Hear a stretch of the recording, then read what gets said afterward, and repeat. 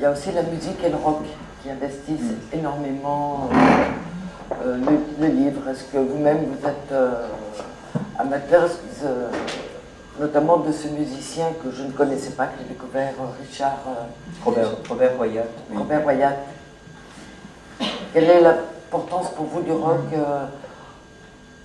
Oui, en fait, ce qui m'intéressait, ça c'était peut-être l'idée première de ce roman, c'était de raconter au fond une adolescence, celle de Marcus, en particulier, mais celle de Karl aussi.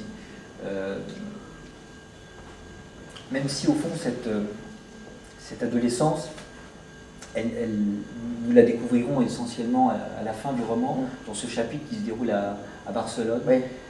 Barcelone où Marcus revient quand il a 50 ans et où il se remémore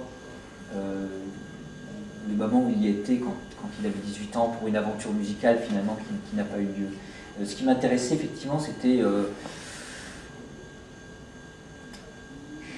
d'essayer d'imaginer finalement que pour des adolescents, la musique, en particulier le rock, c'est quelque chose comme une sorte de vie nouvelle qui s'ouvre.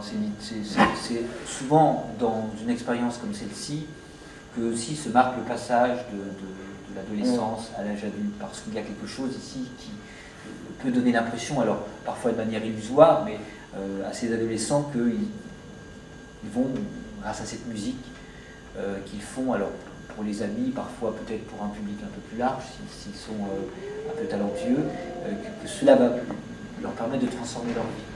Hein, j'ai le sentiment finalement que les expériences qui sont capables de transformer nos vies sont assez peu nombreuses. Ça peut être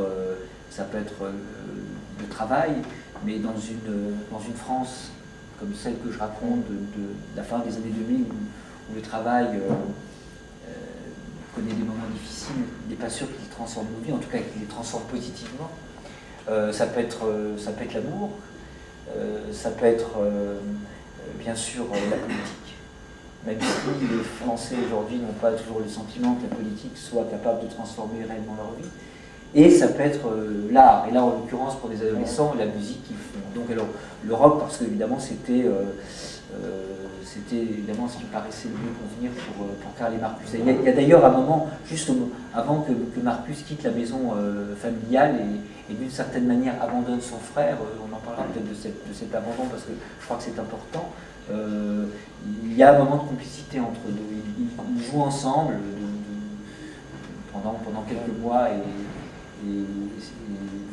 cette complicité de l'adolescence fera que peut-être le départ de Marcus sera encore plus douloureusement vécu par Karl. Eh bien, parlons-en alors de ce départ. Et après un certain nombre d'années où il donne très peu signe de vie, on voit simplement des cartes postales, donne des coups de téléphone. Après, il revient à chaque Noël, vous dites 14 Noëls, ils ont passé 14 Noëls ensemble. Qu'est-ce qui a provoqué ce retour? Qu'est-ce qui s'est passé? Oui, en fait, quand je raconte des liens familiaux, alors dans ce roman, le lien fraternel, ce qui m'intéresse bien sûr, c'est d'évoquer ce qu'il peut avoir de critique ou de fragile. Et je disais effectivement que ce lien était un lien d'amour, mais aussi un lien de concurrence ou de rivalité. Et ce qui fait que la relation entre Karl et Marcus va être marquée de manière douloureuse, c'est que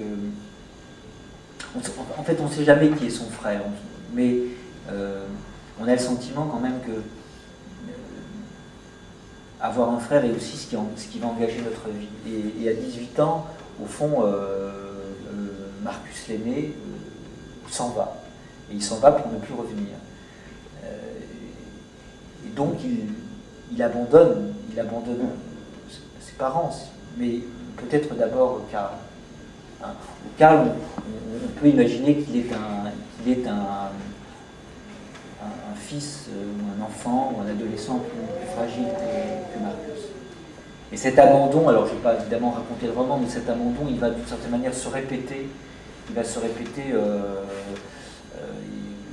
35 ans plus tard, à la suite d'un coup de téléphone, évidemment, qui n'aura pas de... Oui, 2 fois il rate. Voilà, c'est ça. Et c'est ça. C'est toujours la question, évidemment, qui m'intéresse un peu, c'est cette question des manques, des défauts, des ratages dans les liens familiaux. C'était déjà un peu le sujet de mon deuxième roman, Jura. Jura, je racontais l'histoire d'un jeune homme qui devenait père pour la première fois de sa vie, père d'une petite fille, quasiment au même moment où sa mère malade était en train de mourir. Et donc, on voit bien en quoi cette situation était critique. Voilà, ce qui est intéressant, évidemment, c'est ces moments de crise où il s'agissait, évidemment, pour cet homme à la fois d'accueillir un bonheur extraordinaire et puis aussi de faire face à un malheur. Et le sentiment que, parce que ce bonheur avait été si grand, et il n'avait pas pu faire face, évidemment, comme il aurait dû à ce malheur. Donc il avait là aussi manqué quelque chose. Hein, et j'avais employé là un peu une image qui vient du sport, et en particulier du football, parce que le roman racontait aussi une Coupe du monde de football qui est marquée contre son camp. Et d'une certaine manière, il nous arrive dans les liens que nous avons avec nos parents, avec nos enfants, avec nos frères et nos sœurs, de marquer contre notre camp. Et donc, c'est ça qui m'intéresse, c'est de voir à quel moment il y a dans les liens familiaux des fissures, des ruptures, mais qui en même temps ne sont jamais irrémédiables. Et dans les liens entre frères et sœurs, ou entre frères, ici, c'est souvent le cas. Donc après une longue absence, c'est pas une rupture totale, puisque Marcus envoie de temps en temps une carte postale à son frère pour son anniversaire. Bon, il y a des retrouvailles qui sont un peu par hasard, et puis ils vont recommencer à se voir un Noël, à chaque Noël. Et donc, est-ce que Karl, avec ce commun, c'est pas cette fois lui qui abandonne son frère? Oui, on peut l'imaginer comme ça aussi. On peut l'imaginer comme cela, dans la mesure où c'est vrai que le titre du roman, enfin l'inconscience, c'est aussi l'idée de... Alors c'est l'inconscience de Karl, c'est son coma, mais c'est aussi l'idée de ces actions, de ce que nous engageons, de ces décisions que nous prenons sans trop en mesurer les conséquences.